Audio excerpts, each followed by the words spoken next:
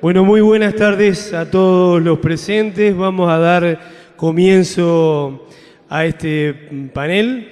Este panel que hemos dado en llamar Selección de la Genética por Ambiente, pasando con distintas presentaciones. Vamos a tener 7 presentaciones, con lo cual vamos a ir un poco estrictos con los tiempos y le vamos a pedir la colaboración a los disertantes para esto. Y muy rápidamente vamos a estar presentando a nuestra primer panelista.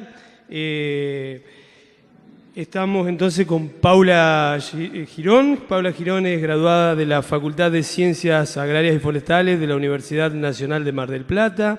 Cursa su maestría de Ciencias del Suelo en la Facultad de Agronomía, en la Escuela de Posgrado de la Facultad de Agronomía de Buenos Aires. Pertenece y forma parte del Grupo de Producción Agrícola y Gestión Ambiental de la Experimental General Villegas de INTA. Su área de interés es el manejo sitio específico de insumos, principalmente fertilizantes, semillas en maíz y soja, también ecofisiología del cultivo de la soja. Cuenta con publicaciones científicas en congresos, revistas nacionales y ha disertado en diversas jornadas a campos en la universidad y en talleres de intercambio. Bueno, Paula, un gusto tenerte por aquí y escuchamos tu presentación. Bueno, gracias Ricardo por la presentación. También en primer lugar quería agradecer a la organización por haberme invitado a participar de este Congreso de Agricultura de Precisión.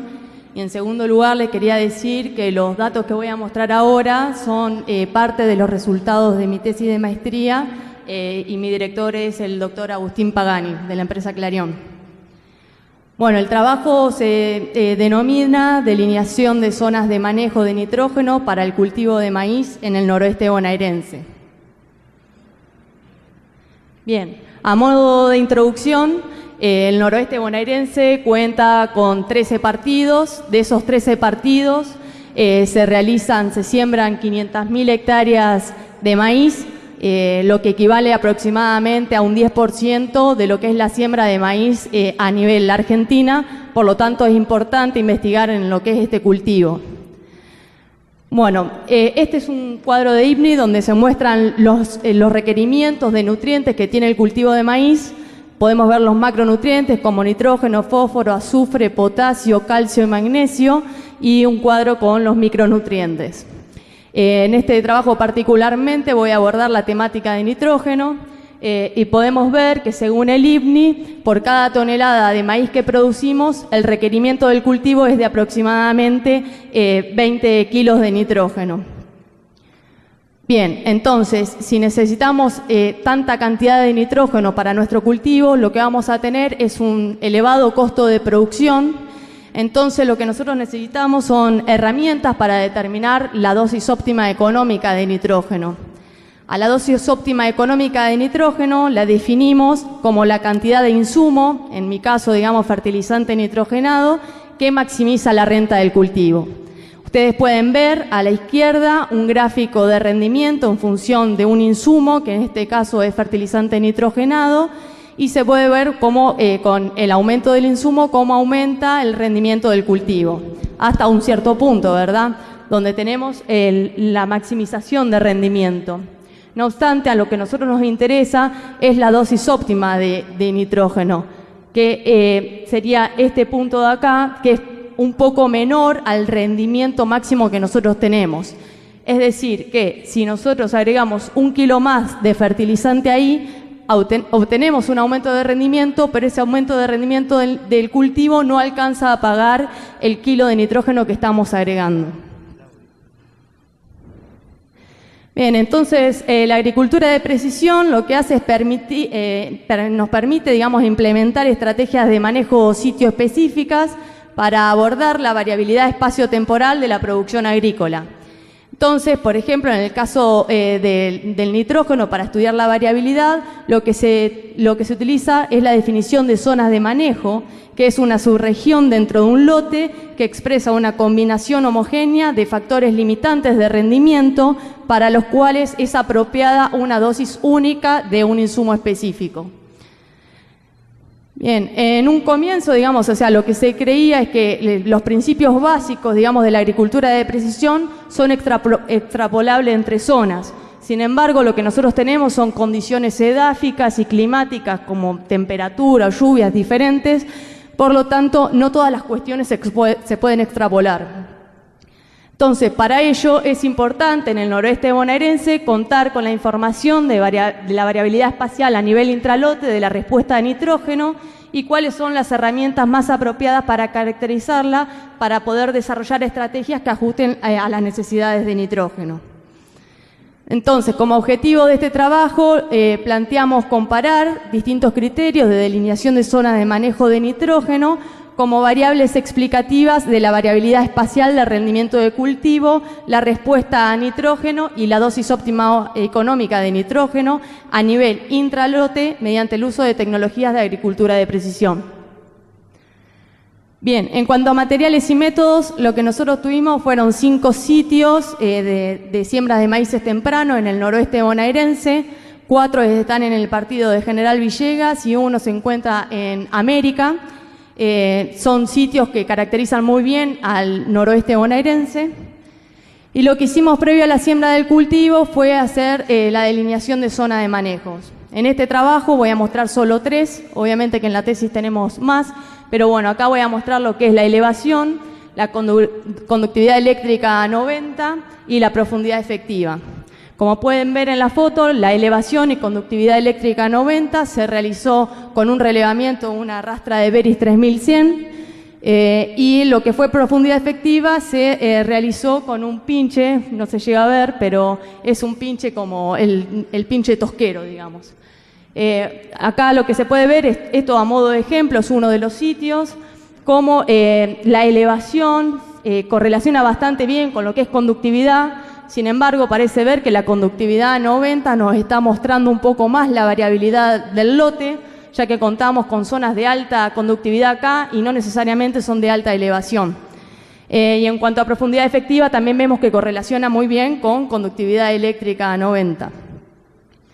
Entonces, el ensayo, lo que se hicieron fueron hacer ensayos en franja, que tuvieron 2 o 3 bloques, acá les muestro un ejemplo con 2 bloques, y se realizaron fertilizaciones nitrogenadas en toda la franja.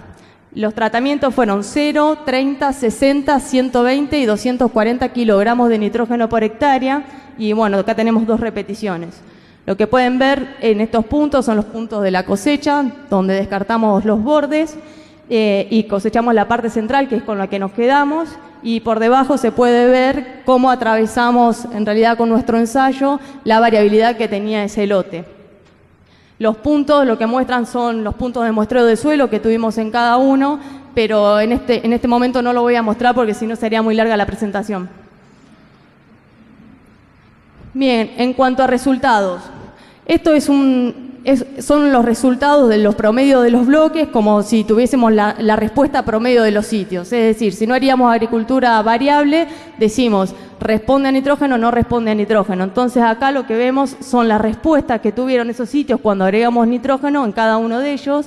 Y este año, digamos, cabe destacar que estas son las campañas 15-16 y 16-17, donde las precipitaciones que tuvimos en el noroeste bonaerense fueron bastante abundantes y por lo tanto ya sabemos, digamos, que el nitrógeno responde, o sea, interacciona muy bien con el agua. Entonces, no siendo limitante el agua, lo que tuvimos fue una alta respuesta a esa fertilización nitrogenada. Pero bueno, no obstante, digamos, todo este análisis lo que hace es ignorar por completo la distribución espacial del rendimiento, la respuesta a nitrógeno y la dosis óptima económica de nitrógeno dentro de cada uno de los sitios. Bien, ahora lo que vamos a ver es, según las zonas de manejo que les mostré previamente, en este gráfico lo que tenemos son cada uno de los sitios y su delineación de zona de manejo son cada una de las curvas, y estas curvas, digamos, lo que nosotros hicimos fue usando el software MZA que separa zonas de manejo. Bueno, lo que no muestro acá, pero hicimos un análisis de componentes principales y los primeros 3 sitios, o sea, el 1, el 2 y el 3, se caracterizan por ser sitios planos, pero lo que tienen es tapto en profundidad, ¿sí? Son los apludeles taptoárgicos que bien conocemos en el noroeste bonaerense. En cambio, los sitios de abajo se caracterizan por tener lomas bastante arenosas, incluso llegando a 87% de arena. Entonces, en los resultados posteriores les voy a mostrar estos 3 sitios por un lado y estos 2 sitios por el otro.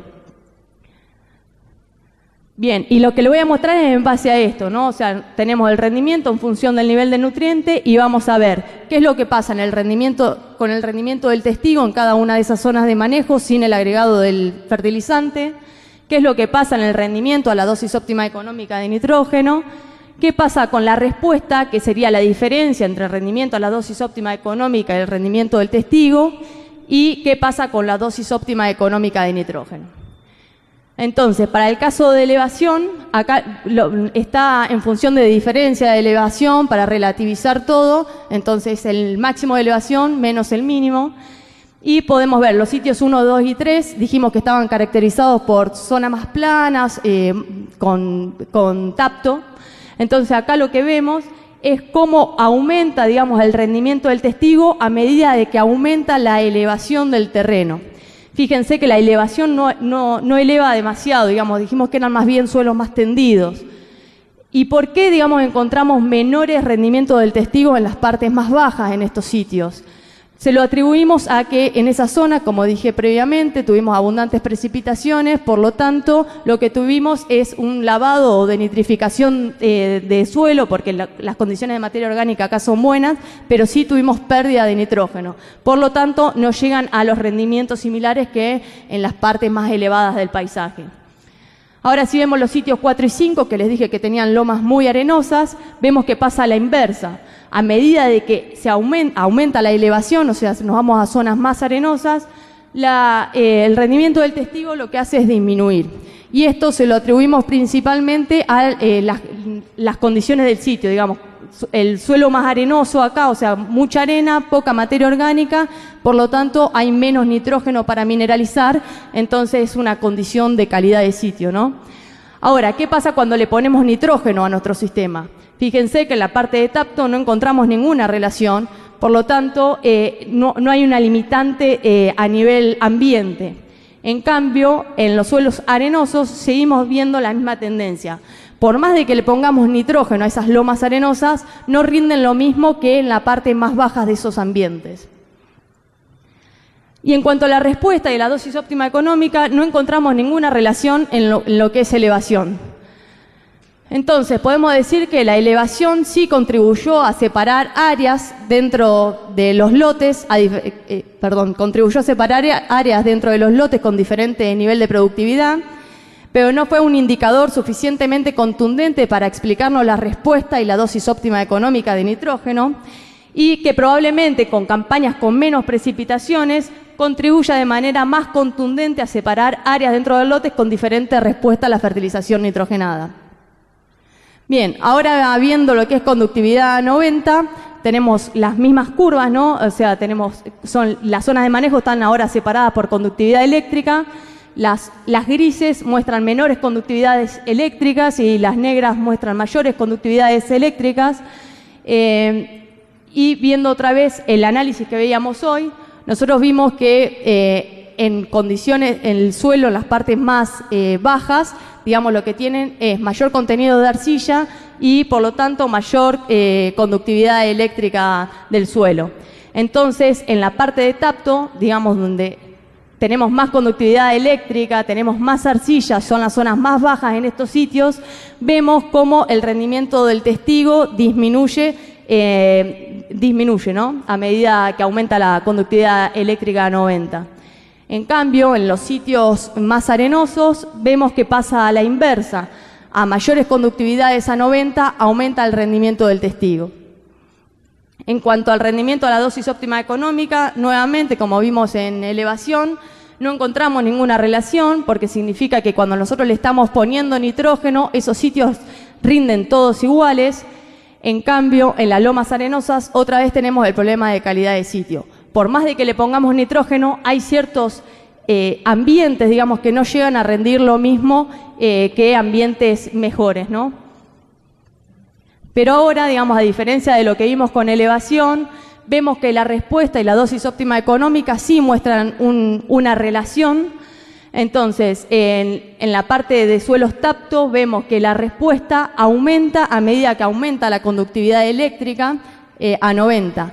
¿Esto qué significa? Digamos, que sube más proporcionalmente, o sea, el rendimiento del testigo bajó más proporcionalmente en partes de conductividades eléctricas más bajas que en las partes más altas. Y en la parte arenosas vemos que pasa al revés, ¿no? Tenemos mayores respuestas con conductividades medianas, pero a medida de que aumenta la conductividad, esa respuesta disminuye. Lo mismo para la dosis óptima económica. No vimos relación en lo que fue la parte de Tapto, pero sí podemos ver que existe cierta relación cuando vemos la dosis óptima económica en función de la conductividad eléctrica a 90 para los sitios arenosos. Y en cuanto a profundidad efectivas, como les dije previamente, los sitios 4 y 5 no contaban con limitante en profundidad, pero sí los sitios 1, 2 y 3, donde encontrábamos presencia de Tapto hasta el metro. Pueden ver que las curvas grises es donde existen Taptos y las curvas negras donde no hay una limitante en profundidad. Y vemos que las dosis óptimas económicas de los Taptos y la respuesta es mayor en la zona donde tenemos Taptos que en donde no tenemos limitante de profundidad efectiva. Entonces, como consideraciones finales, podemos decir que las zonas de manejos delineadas por elevación, conductividad y profundidad efectiva difirieron en el rendimiento del cultivo, pero no necesariamente en la respuesta a nitrógeno y la dosis óptima económica de nitrógeno. Por otro lado, la respuesta a nitrógeno aumenta a medida de que aumenta la conductividad eléctrica a 90 en los lotes que tenemos Taptos y que la respuesta disminuye cuando tenemos mayores conductividades eléctricas a 90 en los suelos que son topográficamente más someros, que eran donde estábamos hablando de las lomas más arenosas. Y por último, cuando las zonas de manejo delineadas en función de la profundidad efectiva del suelo, se observó una mayor respuesta a nitrógeno y mayor dosis óptima económica de nitrógeno en los suelos, en las zonas más someras, o sea, donde teníamos presencia de Tapto, en 2 de los 3 sitios que mostré. Y bueno, muchas gracias.